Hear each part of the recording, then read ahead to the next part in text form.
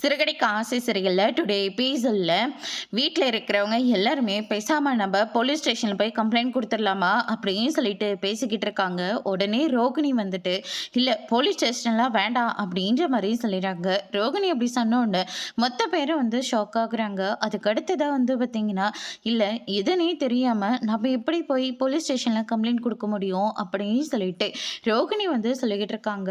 ரோகிணி சொல்கிறதும் ஒரு விதத்தில் சரியாக தான் இருக்குது. ஒருவேளை கிரிஷோட சொந்தக்காரங்க யாராச்சும் வந்து கூட்டிகிட்டு போயிருக்காங்களா என்னன்னு தெரியலையே. மீனா நீ எதுக்கும் ஃபோன் பண்ணி கேளுமா அப்படின்ற மாதிரி சொல்லிடுறாங்க. அதுக்கு அடுத்துதான் மீனாவும் சரி அப்படின்ற மாதிரி சொல்லிடுறாங்க.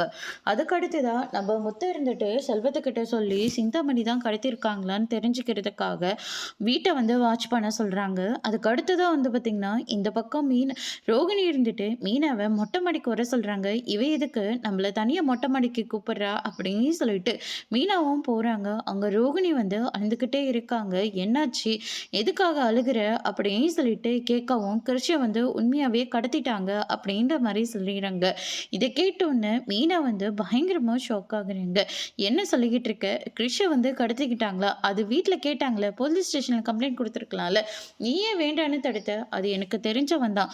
நான் ஒரு இடத்துல கிளைண்ட்டுக்காக போயிட்டு இருந்தேன். அப்போ அவன் வந்து என்கிட்ட மிஸ்பிஹேவ் பண்ணான். நான் முடியாதுன்னு சொன்னேன். அதுக்காக என்னை பழி வாங்கிறதுக்காக என்னை பற்றி அவன் ஆராய ஆரம்பித்தான். தெரிஞ்சதில் அவனுக்கு ஏற்கனவே எனக்கு கல்யாணம் ஆகி கிறிஷ் ஒரு இருக்கிற விஷயம் அவனுக்கு தெரியும். அடிக்கடிக்கு மிரட்டி என்னை வீட்டில் சொல்லிடுன்னு பயன்படுத்தி என்கிட்டேருந்து பணம் வரைச்சிக்கிட்டே இருந்தான். இப்போ கிறிஷை கூட்டிகிட்டு போய் வச்சுக்கிட்டு இப்பயும் 2 லட்ச ரூபா பணத்தை கேட்குறான். என்னால் எப்படி அவ்வளோ பணத்தை கொடுக்க முடியும் அப்படின்னு சொல்லிட்டு கேட்கவும், சரி இப்போ ஒன்றும் பிரச்சனை இல்லை, உன்னை பற்றின விஷயத்த வீட்டில் சொல்லுவா. இந்த நிலமையில நான் எப்படி வீட்டில் சொல்ல முடியும்? அதுக்கப்புறம் என் வாழ்க்கையே போயிடும். இப்போ கூட உனக்கு உன்னை பற்றி தான் கவலை இல்லை, உன்னை சுற்றி இருக்கிறவங்களுக்கு தான் எல்லா பிரச்சனையும் வந்துக்கிட்டு இருக்கு. ஆனால் நீ மட்டும் சந்தோஷமாக இருக்குன்னு நினைக்கிறல்ல, உன்னால் மட்டும் எப்படி இதெல்லாம் முடியுது அப்படின்னு சொல்லிட்டு நம்ம மீனா வந்து கேட்கவும், மீனா என்னை பழி வாங்கிறதுக்காக நீங்கள் இந்த மாதிரிலாம் பண்ணாதீங்க. இந்த மாதிரி சூழ்நிலையில் சொல்கிறது எனக்கும் கிருஷிக்கும் நல்லதே இல்லை அப்படின்ற மாதிரி சொல்லிடுறாங்க. அதுக்கு அடுத்து தான் நம்ம மீனா இருந்துட்டு உன்னை மாட்டி வேணும்னுலாம் என் எண்ணம் கிடையாது. நீ ஏன் சொல்கிற வரைக்கும் நான் வாயை திறந்து உன்னை பற்றின விஷயத்த நான் சொல்ல போகிறது கிடையாது. ஆனால் உன்னால் கிரிச்சுக்கு ஏதாவது ஆகிடுமோன்னு எனக்கு பயமாக இருக்குது. அதனால தான் வீட்டில் உன்னை பற்றின விஷயத்த நீ சொல்லிவிட நான் சொல்கிறேன் அப்படின்னு சொல்லிட்டு மீனா வந்து சொல்லிக்கிட்டு இருக்காங்க. இல்லை நான் எப்படியாவது கிறிஷை வந்து காப்பாற்றணும். என் கிறிஷை வந்து முழு மனசோட வீட்டில் இருக்கிறவங்க ஏற்றுக்கிட்டோம். அதுக்கப்புறம் வேணா நான் என்னை பற்றின விஷயத்த நான் சொல்லிடுறேன் அப்படின்னு சொல்லிட்டு ரோகிணி வந்து சொல்லிக்கிட்டு இருக்காங்க. அந்த பிஏ வேற ஃபோன் பண்ணிக்கிட்டே இருக்கான். எனக்கு என்ன பண்ணுறதுனே தெரியல அப்படின்னு சொல்லிட்டு ரோகிணி வந்து ஃபீல் பண்ண அழுகவும், இங்கே பாரு ஃபோனை அட்டன் பண்ணி பேசு, அட்டன் பண்ணிவிட்டு உன் புருஷன் நம்பரை கொடு அப்படின்ற மாதிரி சொல்கிறாங்க. ரோகிணி இருந்துட்டு மனோஜோட நம்பரை எப்படி கொடுக்கறது அப்படின்னு சொல்லிட்டு கேட்கவும், நான் சொல்கிற மாதிரி செய் அப்படின்னு சொல்லிட்டு மீனா ஒரு பிளானை போட்டு ரோகிணிக்கு கொடுக்குறாங்க. ரோகிணியும் பிஏக்கு ஃபோன் பண்ணுறாங்க. என்ன கல்யாணி ஃபோன் பண்ணால் கூட எடுக்க மாட்டேன்ற, அவ்வளோ பிஸி ஆகிட்டியா நீ? அப்படின்னா உனக்கு உன் பையன் கிரிஷ் வேண்டாமா அப்படின்னு சொல்லிட்டு கேட்கவும், இல்லை இல்லை எனக்கு என் பையன் கிரிஷ் ரொம்ப முக்கியம் அப்படின்ற மாதிரி சொல்லிடுறாங்க. அப்படின்னா நீ பணத்தை ரெடி பண்ணிட்டியா? நான் சொல்கிற இடத்துக்கு பணத்தை எடுத்துகிட்டு வந்துடு. நீ கேட்குற அளவுக்கு என்கிட்ட அவ்வளோ பணம்லாம் கிடையாது. நான் சொல்கிற நம்பருக்கு ஃபோன் பண்ணு. என்னை போலீஸில் மாட்டி விட பார்க்குறியா? அப்படிலாம் ஒன்றும் கிடையாது. நான் சொல்கிற மாதிரி மனோஜ் கிட்ட பேசு அப்படின்னு சொல்லிட்டு ரோகிணி வந்து மனோஜோட நம்பரை வந்து கொடுத்துட்ருக்காங்க. அதுக்கு அடுத்து தான் இந்த பக்கம் வந்து பார்த்திங்கன்னா மீனா இருந்துட்டு சொல்லியாச்சுல வா கீழே போகலாம் அப்படின்னு சொல்லிட்டு கீழே கூட்டிக்கிட்டு போகிறாங்க. அப்போ நம்ம முத்துக்கு வந்து செல்வம் ஃபோன் பண்ணி சிந்தாமணியோட வீட்டில் எல்லாமே நார்மலாக தான் இருக்குது. காலையிலேருந்து சிந்தாமணி கூட எங்கேயுமே போகலையா.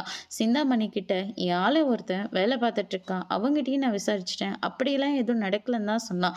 எனக்கு சிந்தாமணி மேலே இப்போ டவுட் இல்லை முத்து அப்படின்ற மாதிரி நம்ம செல்வம் வந்து சொல்லிடுறாங்க. அப்பா சிந்தாமணி வந்து கடத்தவே இல்லையா அப்படின்ற மாதிரி சொல்லிடுறாங்க. நான் தான் அப்போவே சொன்னேன்ல, அவங்க கிட்ட நான் அப்போவே அந்த பையனை கடத்த வேண்டான்னு நான் ஏற்கனவே சொல்லியாச்சு. அதனால என் பேச்சு மீறி அவங்க எதுவுமே பண்ண மாட்டாங்க அப்படின்னு சொல்லிட்டு விஜயா வந்து சொல்லிக்கிட்டு இருக்காங்க. என் பேச்சுக்கு எங்கே இந்த வீட்டில் மதிப்பு இருக்குது அப்படின்ற மாதிரி சொல்லிடுறாங்க. அதுக்கு அடுத்து தான் வந்து பார்த்திங்கன்னா வேறு வழியே இல்லை, பேசாமல் நம்ம போய் போலீஸ் ஸ்டேஷன்லேயே கம்ப்ளைண்ட் கொடுத்துடலாம் அப்படின்ற மாதிரி சொல்லிட்டு முத்து வந்து அங்கேருந்து கிளம்ப பார்க்குறாரு. ஆனால் அதுக்குள்ளே கிரிஷை கடத்திட்டேன் அப்படின்னு சொல்லிட்டு பிஏ கிட்டே இருந்து நம்ம மனோஜ்க்கு வந்து ஃபோன் வருது. முத்து இருந்துட்டு ஸ்பீக்கர் லாக்கர்ல போடுறா அப்படின்ற மாதிரி சொல்லிடுறாங்க. என்ன உங்க கிறிஷ காணோம்னு தேடிக்கிட்டு இருக்கீங்களா? கிறிஷ் வந்து என்கிட்ட தான் இருக்கான். நான் கேட்குற மாதிரி பணத்தை கொண்டு வந்து கொடுத்துட்டு உங்க வீட்டு பையன் கிறிஷ நீங்க கூட்டிட்டு போலாம் அப்படின்ற மாதிரி சொல்லிடுறாங்க. அதுக்கு அடுத்துதான் அவனுக்காக நான் எதுக்காக செலவு பண்ணும் அப்படின்ற மாதிரி மனோஜ் ஒரு பக்கம் சொல்லவும், நீ ஆரம்பத்துலேருந்தே கோடீஸ்வரன்னு எனக்கு நல்லாவே தெரியும். அதனால தான் 2,00,000 பணத்தை கேட்குறேன். இன்னும் அதிகமாக கேட்டிருக்கலாம். ஆனால் வேண்டான்னு சொல்லிட்டு தான் கம்மியாக பணம் கேட்குறேன் அப்படின்ற மாதிரி சொல்லிடுறாங்க.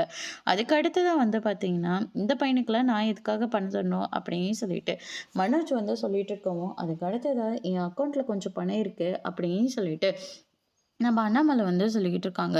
விஜயா இருந்துட்டு, "ஏங்க நீங்க எதுக்காக பணம் குடுக்கணும்?" அப்படின்னு சொல்லிட்டு கேட்கவும், "நீ வாய மூடிட்டு சும்மா இரு.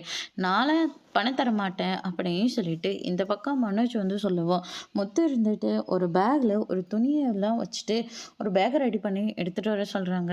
"இங்க பாரு, அவன் சொல்ற எல்லாத்தையும் நீ ஃபாலோ பண்ணு. கிறிஷ ஒரு கீறல் இல்லாம காப்பாத்தி வீட்டுக்கு கூட்டிட்டு வர்றது என்னுடைய பொறுப்பு." அப்படின்னு சொல்லிட்டு முத்து வந்து சொல்லிடுறாங்க. ரோகிணி இருந்துட்டு, "முத்து என்ன காரியம் பண்றீங்க? அந்த பேக்ல பணம் இல்லைன்னு தெரிஞ்சா அவன் கிறிஷ ஏதாவது பண்ணிட்டா என்ன பண்றது?" அப்படின்னு சொல்லிட்டு கேட்கவும், "அப்படியெல்லாம் உன்னை நடக்க விட மாட்டேன்." அப்படின்னு சொல்லிட்டு முத்து இருந்துட்டு மனோஜ் கிட்ட அவங்க சொல்ற இடத்துக்கு போக சொல்றாங்க. விஜயா இருந்துட்டு, "இதுக்காக தான் நான் அப்பவே சொன்னேன், டேடி டேடின்லாம் கூப்பிட வேண்டான்னு. நீ தான் அவனை டேடி டேடின்னு சொல்லி கூப்பிட வச்சதுனால இப்ப பாத்தியா உனக்கே எதிரா வந்து முடிஞ்சிட்டு இருக்கு." அப்படின்னு சொல்லிட்டு விஜயா ஒரு பக்கம் கத்திக்கிட்டு இருக்காங்க. "உனக்கு கொஞ்சம் கூட மனசாட்சியே இல்லையா? கொஞ்ச நேரம் அமைதியா தான் இரு." அப்படின்னு சொல்லிட்டு விஜயா ஒரு பக்கம் அண்ணாமலை வந்து திட்டிக்கிட்டு இருக்காங்க. அதுக்கு அடுத்ததான் முத்து ஐடியா கொடுத்த மாதிரி மனோஜும் அவங்க சொன்ன இடத்துக்கு போயிடுறாங்க. போனதுக்கு அப்புறமா ஃபோன் பண்ணி, அங்க காருக்கு பக்கத்துல ஒரு பாக்ஸ் இருக்கு. அந்த பாக்ஸ்ல பணத்தை வச்சுட்டு திரும்பி பார்க்காம அந்த இடத்துல இருந்து கிளம்பு. உன் பையன் கிறிஷ் ஸ்கூல்ல வந்து விட சொல்லியிருக்கான். நீ அங்க போய் கூப்பிட்டுக்கலாம் அப்படின்ற மாதிரி சொல்லிடுறாங்க. அதுக்கு அடுத்ததான் மனோஜும் முத்துக்கிட்ட சொல்லிட்டு அந்த பேகை அங்கேருந்து வச்சுட்டு கிளம்புறாங்க. முகத்துக்கு துணியெல்லாம் கட்டிக்கிட்டு அந்த பிஏ அங்க இருந்து பணத்தை எடுக்க வராங்க. முத்து அதுக்குள்ள அவங்கள அடி அடின்னு அடிக்கிறாரு. "டேய், இந்த பேக்ல பணமே இல்லடா." அப்படின்ற மாதிரி சொல்லிட்டு முத்து கிட்ட இருந்து வண்டியில் எஸ்கேப் ஆகி ஓடிடுறாங்க. முத்து அவங்கள பிடிக்க எவ்வளவோ ட்ரை பண்றாங்க. ஆனா முடியல. அதுக்கு அடுத்ததா அவங்கள ஓடி பிடிக்கிற போது கரெக்டா அருண் வந்துடுறாரு. "என்னாச்சு முத்து?" அப்படின்னு சொல்லிட்டு கேட்கவும், கிறிஷ வந்து இவங்க கடத்தி வச்சிருக்காங்க. "உண்மையை தான் சொல்றேன், பொய் சொல்லல, போய் பிடிங்க." அப்படின்ற மாதிரி முத்து இருந்துட்டு அருண் கிட்ட வந்து சொல்றாங்க. அருணும் அவங்கள பிடிக்கிறதுக்காக போறாங்க. அதோட இன்னைக்கான எபிசோட் முடிச்சிருக்காங்க. இனி சிறுகடிக்க ஆசையில அடுத்தடுத்து என்னெல்லாம் நடக்க போகுது? அருண் வந்து கிறிஷ காப்பாத்திடுவாரா? முத்துக்கு ரோகிணியை பத்தின எல்லா விஷயமும் தெரியுமா? என்ன மாதிரி ஒரு ட்விஸ்ட் வரப்போகுதுன்றத வெயிட் பண்ணி பார்க்கலாம். தேங்க்யூ.